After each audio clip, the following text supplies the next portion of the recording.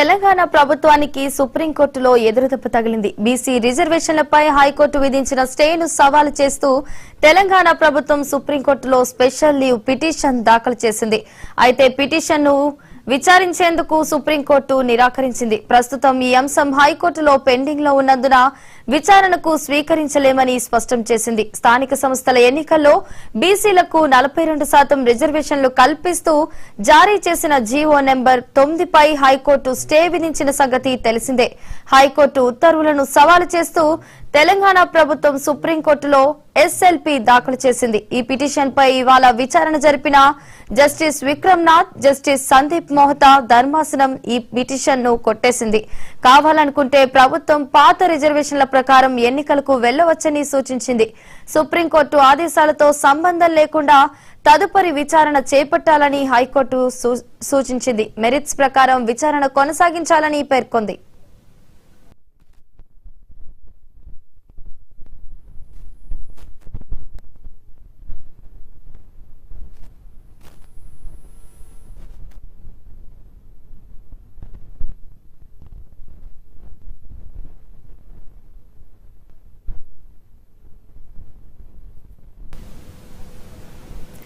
ప్రభుత్వం తరపున న్యాయవాది అభిషేక్ సింఘ్వి వాదనలు వినిపిస్తూ తెలంగాణలో బీసీ రిజర్వేషన్ల పెంపుపై పార్టీలన్నీ ఏకాభిప్రాయం వ్యక్తం చేశాయన్నారు.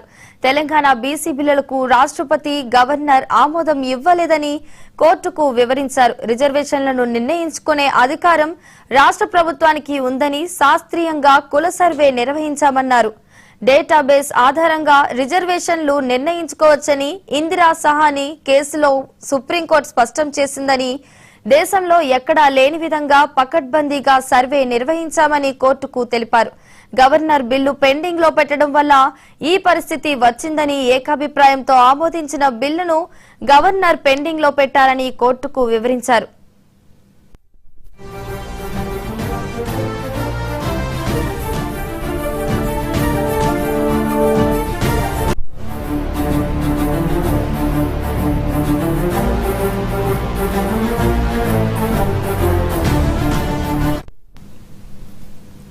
బిల్లును ఛాలెంజ్ చేయకుండా బిల్లు ద్వారా విడుదల చేసిన జీవోను సవాల్ చేశారని, రిజర్వేషన్లు పెంచుకునే సౌలభ్యం ఇందిరా సహాని జడ్జిమెంట్ లో 9 మంది న్యాయమూర్తుల రాజ్యాంగ ధర్మాసనం తీర్పు ఇచ్చిందని గుర్తు చేశారు. సుప్రీంకోర్టు విధించిన ట్రిపుల్ టెస్ట్ కండిషన్ రాష్ట్ర ప్రభుత్వం అమలు చేసిందన్నారు.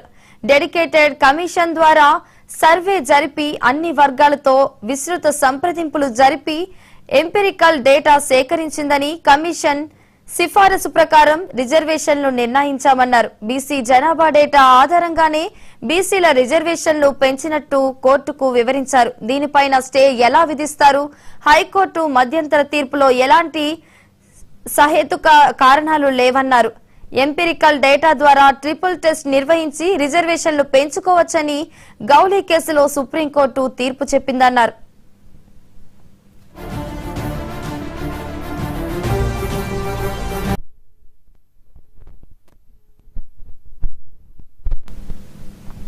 ప్రతివాది మాధవరెడ్డి తరపున న్యాయవాది వాదనలు వినిపిస్తూ రిజర్వేషన్లు 50% మించి ఉండకూడదని సుప్రీంకోర్టు అనేక సందర్భాల్లో స్పష్టం చేసిందని, షెడ్యూల్డ్ ఏరియా గిరిజన ప్రాంతాలలో మాత్రమే 50% మించి రిజర్వేషన్లు పెంచుకునేందుకు అనుమతి ఉందని వాదించారు. జనరల్ ఏరియాల్లో రిజర్వేషన్లను 50% మించి పెంచడానికి వీలు లేదని, తెలంగాణలో అలాంటి షెడ్యూల్ ఏరియాలు లేవన్నారు. కృష్ణమూర్తి కేసులో సుప్రీంకోర్టు ఇదే తీర్పు వెల్లడించిందని, మహారాష్ట్ర, మధ్యప్రదేశ్ లో సుప్రీంకోర్టు రిజర్వేషన్ల పెంపును తిరస్కరించిందన్నారు.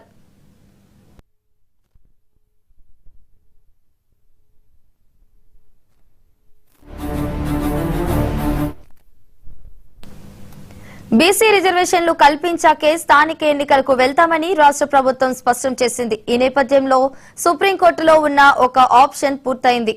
సర్వోన్నత న్యాయస్థానం హైకోర్టులోనే తేల్చుకోవాలని సూచించడంతో ఇప్పుడు అందరి చూపు హైకోర్టు వైపే మళ్లింది. ఈ అంశంలో ఇప్పటికే విచారణ జరుపుతున్న హైకోర్టు తదుపరి విచారణ 6 వారాలకు వాయిదా వేస్తూ గతంలో మధ్యంతర ఉత్తర్వులు ఇచ్చింది. అయితే సుప్రీంకోర్టు నిర్ణయంతో రాష్ట్ర ప్రభుత్వం ఏం చేయబోతోంది, హైకోర్టులో ఎలాంటి వాదనలు వినిపించబోతోంది అనేది ఉత్కంఠగా మారింది.